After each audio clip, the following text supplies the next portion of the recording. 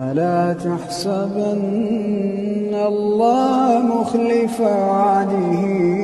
رسله إن الله عزيز ذو انتقام ألا تحسبن الله مخلف وعده رسله إن الله عزيز ذو انتقام ألا تحسبن الله مخلف وعده رسله